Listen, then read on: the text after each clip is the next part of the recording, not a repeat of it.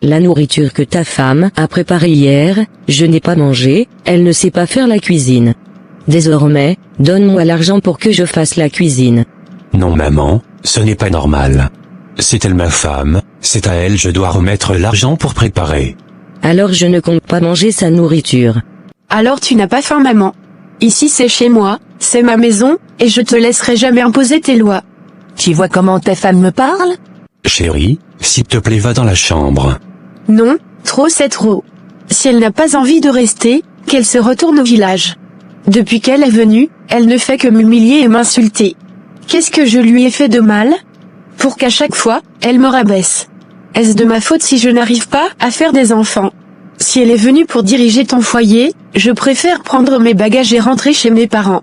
Tu n'es plus un enfant, tu dois lui dire la vérité, ou bien si elle veut être ta femme qu'elle le dise. Calme-toi, c'est à ma mère tu parles après tout.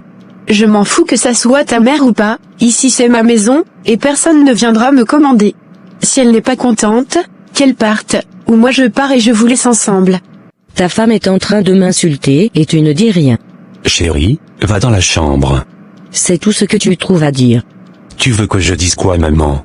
Si tu passes tout ton temps à la rabaisser, elle est aussi l'enfant des gens. D'accord, je vais informer ta sœur, elle viendra me défendre, comme tu es incapable de le faire.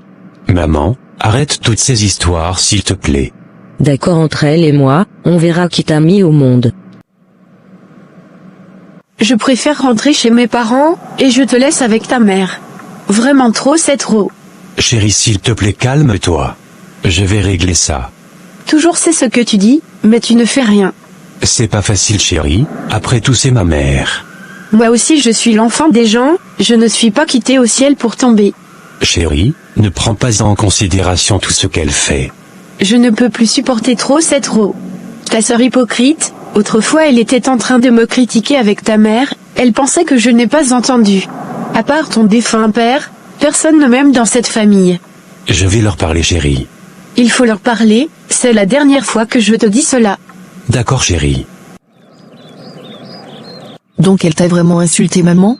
Je te dis, elle m'a insulté, il restait un peu, elle allait me frapper. Cette chienne va m'entendre, elle va me dire ce qui lui a pris pour qu'elle t'insulte. Et mon frère, qu'est-ce qu'il a dit? Il supportait sa femme plutôt. Maman, si tu ne fais rien, on va perdre mon frère. Il est dans une bouteille, il n'est pas normal. Le féticheur dont tu m'avais parlé autrefois, il travaille toujours? Oui maman, il travaille toujours, hier j'étais chez lui avec l'une de mes camarades. D'accord, allons le voir, il peut faire quelque chose pour nous. C'est mieux maman. Qu'est-ce que tu veux madame? Je suis venu te voir grand maître. C'est à propos de la femme de ton fils? Oui grand maître, j'ai l'impression qu'elle a envoûté mon fils. Mes génies me disent qu'elle n'a pas envoûté ton fils. Alors pourquoi il ne m'écoute pas? Votre fils l'aime. Je n'aime pas cette femme, je ne voulais pas que mon fils l'épouse dès le départ. C'est pourquoi tu l'as rendue stérile? Oui, afin qu'elle ne puisse pas enfanter pour mon fils, et que celui-ci finit par la renvoyer, mais ça ne marche pas. Alors qu'est-ce que tu veux?